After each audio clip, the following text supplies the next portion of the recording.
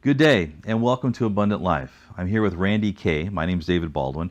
We're going to have a little fireside chat about Randy's experience that he actually died and interacted with God. Pretty amazing story. He's written a book about it called Dying to Meet Jesus, and it's a story that is worth telling. So Randy, give us the overview of what the experience was like for you. Yeah. David, I did not believe in near-death experiences until I had my own. I really have been involved in clinical work, leading a clinical team in neurology and cardiology, cardiovascular surgery for much of my career. So I was scientifically based, fact-based, and oftentimes refuted those stories. What happened was I was crying out to God, if I was in a moment of feeling broken and frustrated with God, and I shouted out in my bedroom, God, if you're there, I need to see you. I need you to show up. So I came back after an interview with a large company, healthcare company out east. And when I returned, my calf started hurting.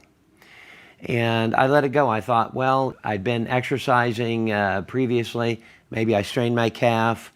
So I let it go for a number of hours. I actually went bicycling up the coast. We live in the San Diego area. And normally what would be a very casual bike ride turned into a very arduous one. And my calf swelled to about 1.5 times its size. Again, I tried to reason or rationalize it by saying this is just a pulled muscle and there's no need to fret, because many trying months actually, we were going on a trip with my family to the mountains. So the last thing I wanted to do was really go into the doctor, but it got so bad I could not walk up the stairs. I have asthma, and so my breathing typically is strained, but now it was tremendously strained to the point where I couldn't even go from the kitchen to take out the trash to the side yard without being very winded. And when I tried to go up the stairs, I could barely move my leg. The calf was very heavy at this point, so I decided that I would go to the orthopedic doctor to just get an anti-inflammatory agent, some medications, maybe a painkiller, so that we could go on our trip. Yeah. So I went into the orthopedic doctor, and he said to me, okay, obviously this doesn't look normal. By this time, it was almost twice the size of my left calf, which was normal. He said, press into your heel and tell me how that feels. And it was very painful. He said, press into the ball of your foot. And I pressed into the ball of my foot, and he said, is that painful? And I said, no, just my heel. And he said, then that's not the muscle, because in the ball of your feet, if you press in, that's the straining the muscle, but in the back, that's straining the deep vein. I was rushed to the ER and then went through a series of tests, an ultrasound where they test for blood clots from the lower leg up, and throughout my entire right leg there were blood clots, several of them. Not just one blood clot, but there were 6 blood clots which had traveled all the way up the leg. And what happens with blood clots and them traveling is that your arteries basically become larger, your veins become larger, I should say, as it travels up the leg. And eventually it goes into the lung, and it blocks the pulmonary artery, which is the main artery for breathing. That was what was causing me to feel very winded. And the CAT scan confirmed this is a D-dimer, which is an anticoagulant agent. It was high. All the levels were very high. At that point, the doctor came in after all of the tests, and he said, you were a walking dead man when you came in here. At that point, I was just thinking, okay, I have 2 young children. I have a wife. We'd already gone through some trials. I needed to support them, and all of those questions that arise as a result of facing potentially an impending death, because the doctor also said there was a 27-year-old young lady, surfer, who came in the prior day, and she had died from this very thing called pulmonary embolism, which is a blockage, clotting the airway. It happens to be the 3rd leading cause of death The only thing that could be done was one of two things. To rush me to University of California, San Diego, where there was a specialist to crack the chest, to remove the clots, because there were several of them. And the doctor felt if I was transported there, by the time I got there, I would be dead. So I was placed on heavy anticoagulants, that is blood thinners at that point, and it was just a wait-and-see game. The patient next to me was transported during the course of this time as we were waiting to see, if the body would start to reconcile these blood clots. The patient next to me was corded out of the room, and I learned later that he probably had what was called MRSA, which is a antibiotic-resistant bacteria, one of the most fatal. At that time, the death rate on that alone was 20%. And so I had both of these things going on. Now, I had what essentially amounted to a traffic jam throughout my body. The doctor came in and tried to pull from my arm some blood, and he said, well, this is strange. And he could not, because my blood had been coagulating throughout my body, he could not pull out or extract any blood to test it in the lab. Finally, he got a little bit out, but at that time I was in a crisis mode, to say the very least. I felt like a floppy fish out of water eventually. I just started convulsing. And it was at that point that my heart went into arrhythmia and eventually stopped. At that point, when it stopped, I was in a period of darkness. There's about a 6-minute lapse between when the heart stops and the brain stops. The brain is dead. So take us into that, because there's a lot of people that would be very curious as to what that felt like, looked like. You just said it just went dark. It went dark, and normally the clinicians would rush in, code blue. Yeah. They're on it, right? But I was in the general floor because it was a waiting game at that point with the anticoagulant. So the nurse had stepped away. The monitor was alarming, that is flatlining, but there was not an immediate response. The heart had stopped for about 30 minutes. The brain, typically clinical studies have shown, lasts for about 6 minutes thereafter. So the darkness was something that was immediate, which was kind of a sense of listlessness, of being in a space of I don't know what.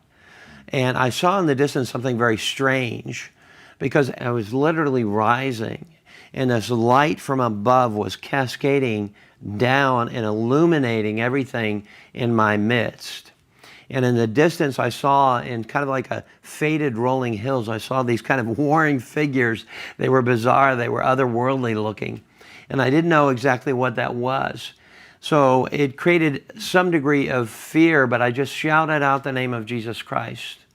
I just blurted it out because I knew, and I knew Jesus at this time, even though I'd been angry with him before I had this experience.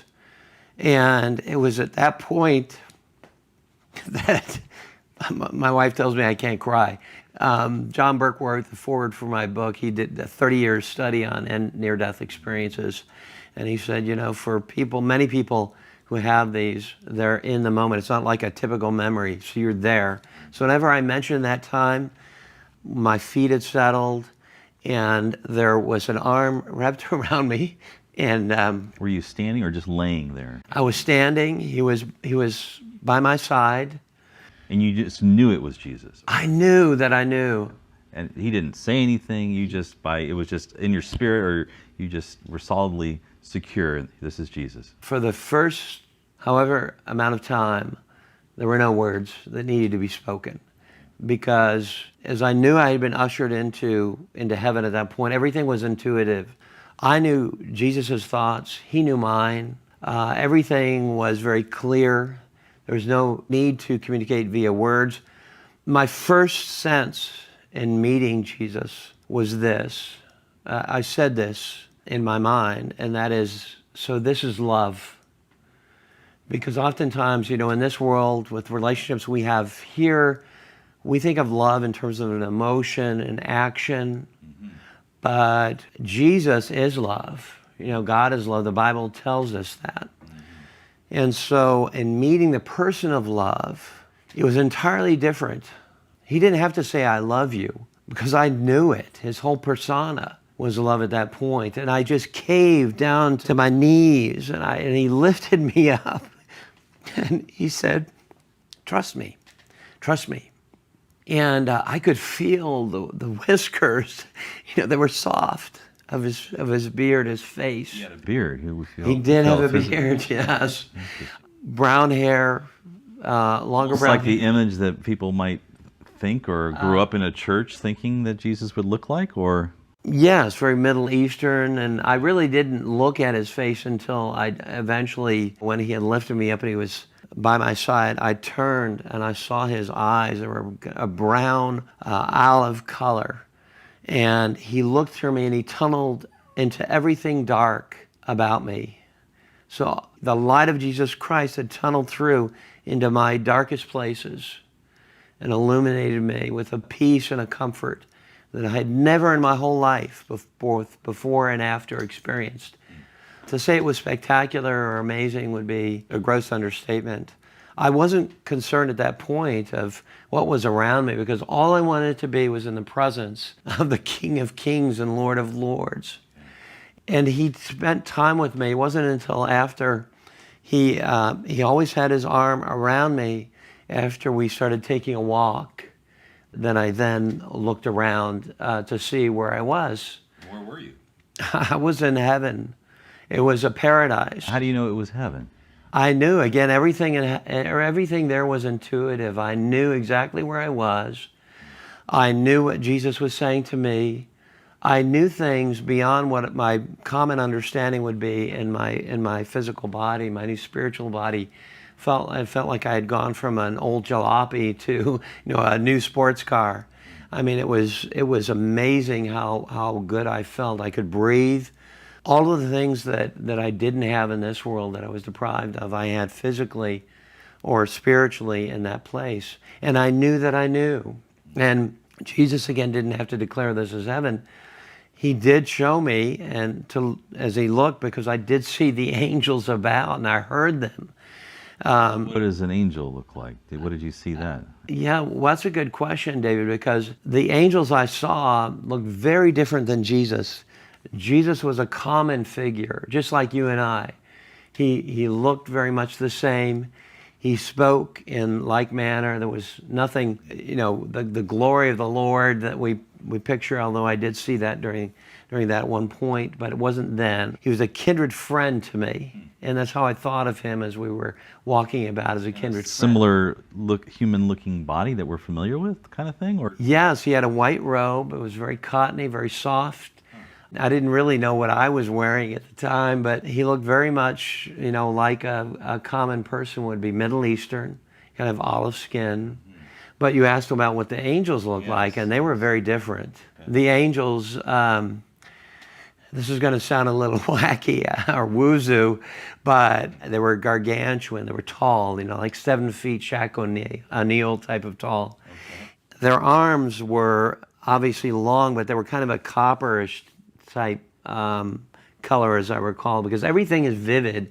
Even now, the memory is vivid from heaven. Again, that's something indicative of many of those who have had experiences, like Mary C. Neal and Don Piper.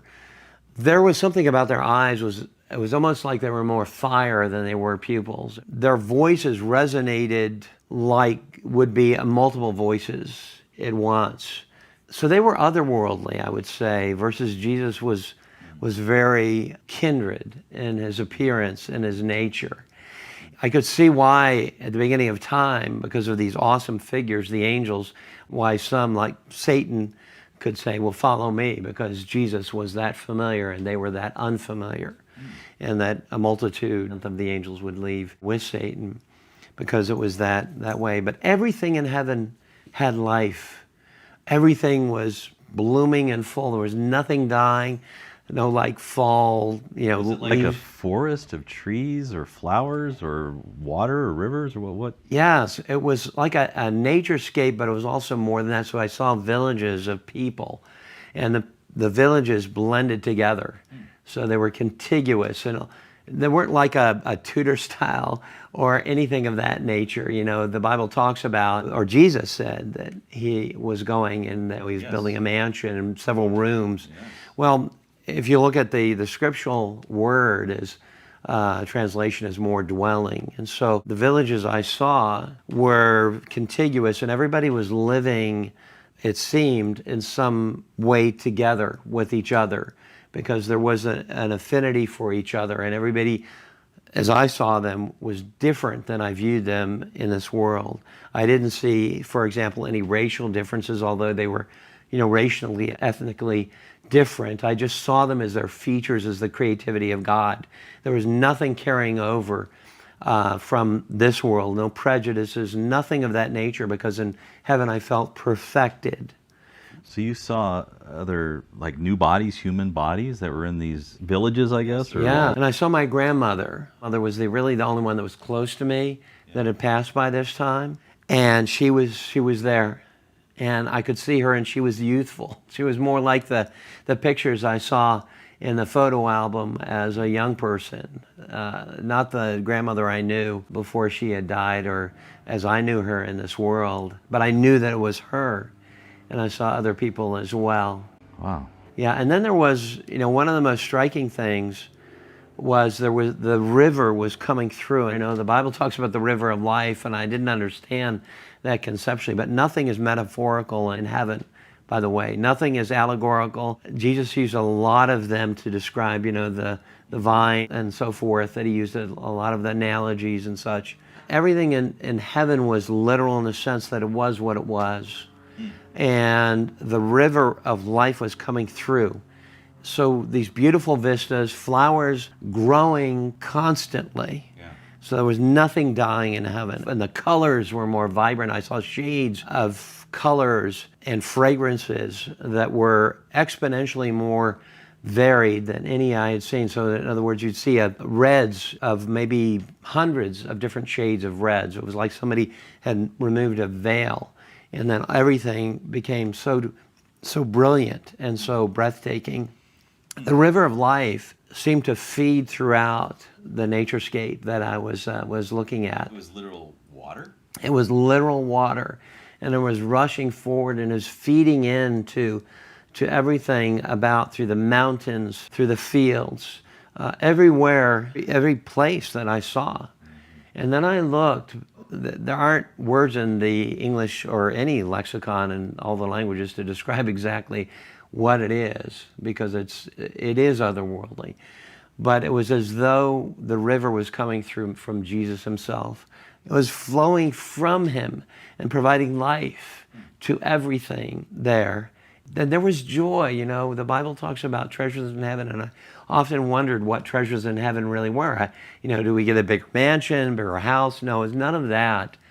What I believe now, having come from that experience, is that the treasures in heaven really are closeness to God, and that those who are closest to God here in this life, they had a closeness with him. You know, those who are, let's say, a last-minute conversion, if you will, sure. You know, and on the cross with Jesus at the last moment, perhaps. Yeah, they profess, and you know, there is a 6-minute lapse between the heart and the brain, so maybe God gives people that opportunity. So their closeness may not be initially, at least, as close as those who had really walked with him or drawn close to him. And that was the treasure. You know, the ethos of heaven is joy, and joy just permeates. There's no sadness. You know, my tears are one of awe and one of joy, because in heaven joy is complete.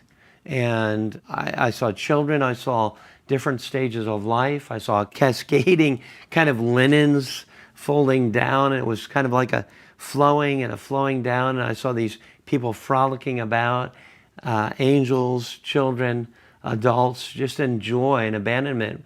But there was something very unique about their kind of merriment, and that was that everything was intentional. There was nothing that was not intentional, because everything was directed by the Spirit of God.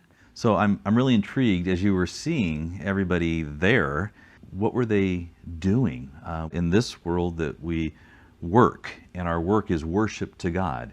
and it's not drudgery, it's not a job, it's work that is abundant, which is kind of our goal, which is the challenge. So what did you see there that would help us to understand what was everybody doing? Were they just having that feast and then there was no feast? Were they dancing? I don't know. What was going on? It wasn't boring, because a lot of people, I think, have a preconception that heaven is, and it's the clouds and it's all of that, which is not at all true.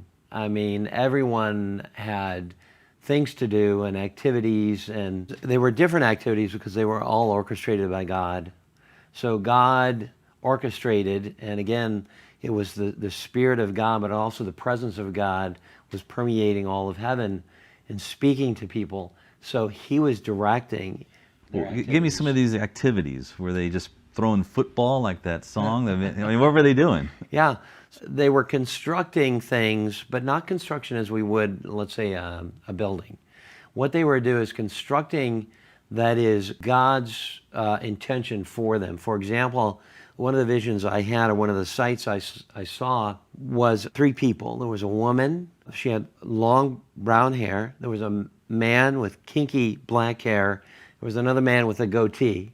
Okay. And so they were holding hands. I was there walking with Jesus, and they were to my right. The woman was praying, and she was looking, it seemed she was praying to the Lord, but she wasn't looking at Jesus, who was next to me. It was as though Jesus was standing in the midst of them as they were holding hands. Again, there are no words, really. I don't know how the presence of the Lord really infuses itself through every person and every activity, but the woman was praying for somebody. She said, "Thank you, Lord." So, and I documented all of this, by the way, during or after the hospital, so that it was journaled, and I recorded these things. And so she prayed that person would seek God's forgiveness, or Christ's forgiveness. What do you think? She was praying for someone that was not in heaven? I believe she was. I believe the 3 of them were joining together in prayer and interceding, as Jesus, by the way, intercedes constantly. And again, it's not something where I speak, he speaks. It's the pervasive presence of Jesus throughout heaven, which is directing all of these activities. And as far as creating, and this is where it gets, again, a little woo-zoo, is that you know how an artist would paint something and create it. That same level of creativity, or a builder would construct a building, are following the directions of Jesus Christ. Okay. Now, we always hear eternity is obviously forever, but the concept of time in the midst of this, do you have any sense of how long you were out or in, or whatever you want to call this experience? Was it a few moments, a few minutes?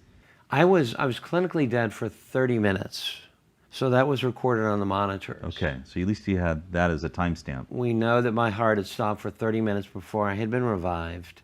So that period that I was with Jesus in heaven during that time really was inconsequential in the scheme of what we call time in heaven. Right. Time is, after all, a human-made creation. In heaven, there is no conceptualization of time. I didn't see darkness in heaven. I did see, in the distance, I saw something which was a bit odd, which looked like kind of a funnel, and that was different in its makeup than what I was seeing in the brilliancy of heaven. And I asked Jesus about that because that was so different. And his response to me was that was the connection between where I came from, which would be this world, and heaven. In other words, that's where I assume I was coming through that place to heaven. And again, I just have to reiterate that I'm a scientific guy. I'm a fact-based guy. Yeah. All of this, I wouldn't be speaking this way if not for my personal experience, because I did refute this before my own. And many of these things are really so incredibly beyond what we are familiar with here. Some is familiar, landscapes and such, but some is unfamiliar in terms of the dynamics and God's makeup. So there was obviously no clocks there. Yes, no So that didn't exist, for example. But something you said earlier about when the heart stops, the brain is still alive for about 6 minutes. And you don't know what can happen in that moment if Jesus is inviting them one last opportunity or whatever that looks like. Say more about that. Yes, and it ties into what Jesus said. he said, and it reiterated what was said in the Bible, and that he said, I desire that no one would perish. And I remember that very distinctly, because the only sadness I really realized in Jesus was his sadness in looking at those who did not know him in this world. And again, we were thinking simpatico. Not that I had the mind of God, I didn't, but I understood what he wanted me to know. And so as he was looking upon those who did not know him, it was the only time I saw the sadness of Jesus, the sadness of God. You know, the shortest verse, Jesus wept. I saw the feelings, the emotions of the Lord. And that was something that, you know, he really yearned for. I don't think we grasp fully how much God desires to be with his creation, with his beloved. You know, and those who are lost, rejecting him and wanting to stray away from him, that is something that he will go to the ends of the earth, and he has, and delay if he has to, what his intent is to save that one lost soul. That's awesome. That's awesome. Yeah. I'm excited to hear the immediate understanding, and you're able to communicate, and because that's what I've kind of invested my desire is, why can't people just communicate better? But you're saying it's there. Help us to know how this transition from you staying there to going back, because I think that would be very interesting. You had to go back through this funnel or something? Well, what happened was a butterfly actually landed on my shoulder. It was the most beautiful butterfly, you know, just velvety of colors of all shades. Again, their colors were more pronounced than in heaven than here. And so I was curious about that, because everything is intentional. Nothing happens happenstance in heaven. So I asked God about that. And he explained to me that this was symbolic of the wisdom that he was providing to me to guide me through life. And he said, I'm going to be returning you. I'm returning you. Did he say why? Yeah, so I asked him why. Well, yeah. That was one thing I was very distraught about. I was never very distraught in heaven at all, but one thing, I felt like a child wakes up on Christmas morning, goes down to unwrap his presents, and then the parent says, well, you have to go back to bed and go back to sleep. You can't open it now. That's how I felt. And when I asked him, he said that your purpose is yet to be fulfilled. So my response to that was, well, Jesus, I think I should know my purpose if I have to leave this paradise to return to that world. And by the way, I can say very confidently that none of your loved ones who have gone on to heaven want to come back. I didn't want to come back. So I challenged Jesus at that point. He had told me that my purpose had yet to be fulfilled. He said, I will not give you your purpose in full, because otherwise you would rely upon yourself and not upon me. I'm the type A plus person, have to plan it for everything. You know, I just don't live in the moment very easily. Yeah. So it's very hard for me personally. Sure. So I knew what Jesus was telling me at that point, that I need to get still.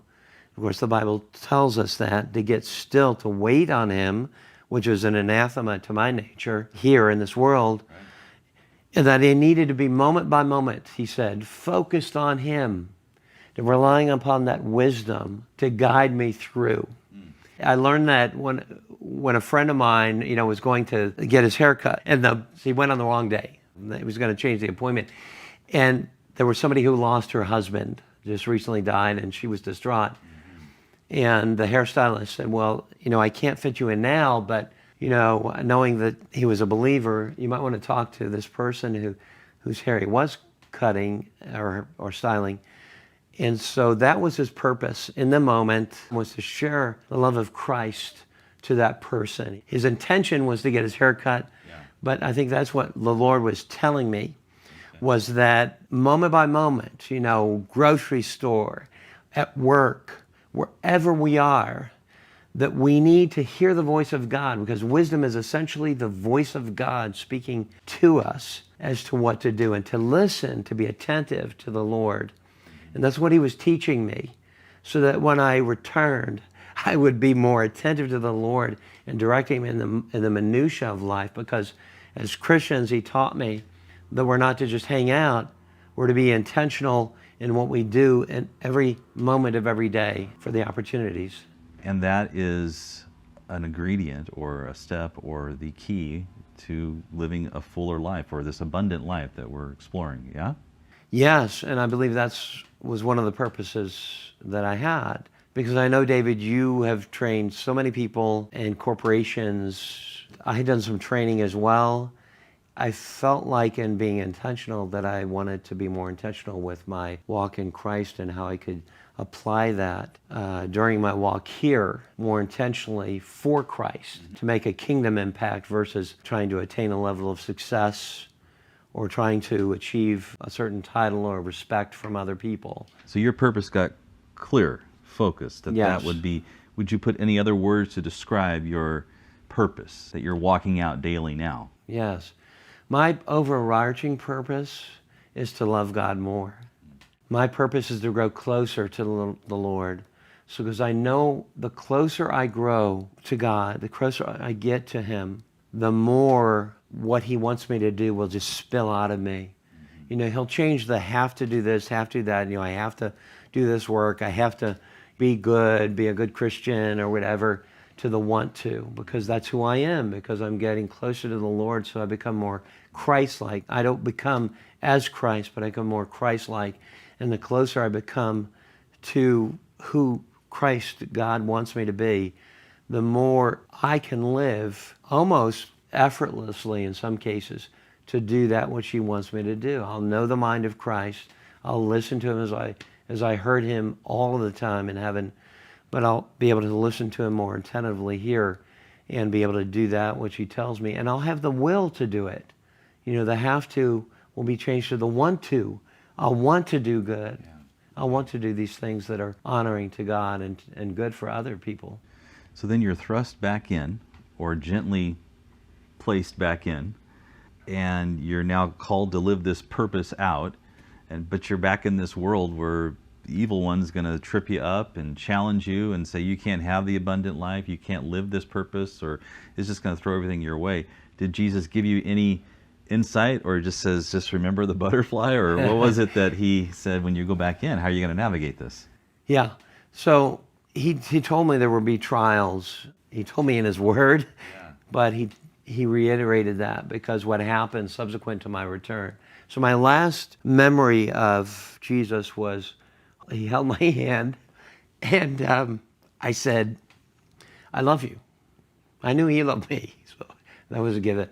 And that was enough for a lifetime. And then I woke up in the Stark hospital room. You know, I needed to recover for, months after that because I had so much damage to my valves in the leg and the heart. My lungs were damaged. I thought, okay, now I'm enlightened, I'll just go out and do God's will. I'm a better person, for having met Him face to face. What happened with some of my greatest trials. Our daughter had many strokes. She couldn't even remember her childhood. And in her adolescence, she had these strokes. And then she was raped. And then we had about $500,000 in bills because of my hospitalization. I had all kinds of trials. Sure. And I felt like I had my Job moment, and I felt like I deserved to have my post-Job moment, which was where he got threefold more. Yes, yeah. I had to come back. So I know it sounds crass, but at least, God owed me that, right? A season of bounty. Right. And it was quite the opposite to that, which was a season of trials and brokenness. But what I realized through that is that God was using that because I had this confidence that I never had before. I will never doubt God, as I did before my near-death experience where I shouted, you need to show up. I doubt you, crisis of faith. Mm-hmm. I'm confident I'd be stupid not to be confident in my Lord that He is who He is, and that heaven is for real and all of those good things that now I know in my heart of hearts.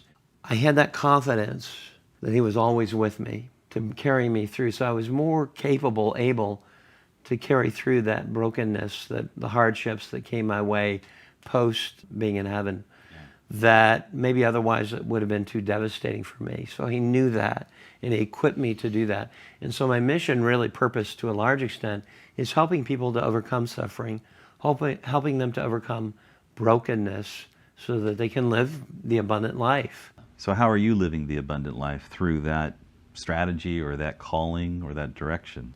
Yes. My abundant life definition of it is very different than what it was previous. My definition of the abundant life really is in being filled with the Spirit of God, Jesus Christ, so that regardless of the circumstances, good or bad, the stability of being filled with God's Spirit is the holding force to being able to overcome obstacles and trials. Because there are really only two ways I learned that one can go in living the abundant life. Say more. One way is, when trials hit, is to run away. Blame God like I did prior to my NDE, to run away from God, blame God, just seek out other things besides God, and that causes a lack of abundance. The other better way, and the only way to live an abundant life, is to run closer to God. That is, to dig in, seek His face, be honest. God, I don't know why you put me through this. I don't know why I have to go through this trial. Yeah. And if you have to shout out to Him, I feel abandoned. I don't even know if you're there. Be honest, transparent with God, because He knows our heart. We're seeking. He knows that we're earnestly seeking Him. He knew that, and He did show up. He showed up. I had to die for Him to show up. But earnestly seek after the face of God. This is what I discovered. I have a lot of people that have contacted me or I've known who have gone through tremendous suffering of all kinds. Yeah. I noticed that those who took that second route of drawing closer to God, so the inevitable consequence, suffering, trial hits, they run closer to God. They're in that group. That those are the people who are closest to God. And that really is the treasure in heaven. So their loss in this world is rewarded in heaven by closeness in intimacy with God, that it will make it all worth it. Nothing is lost. Nothing is lost. It will all be redeemed. And that is a guarantee from the Lord that I learned not in His Word, and I learned it being with Him. That nothing is lost. Everything will be redeemed. He redeemed our lives on the cross for those who receive that.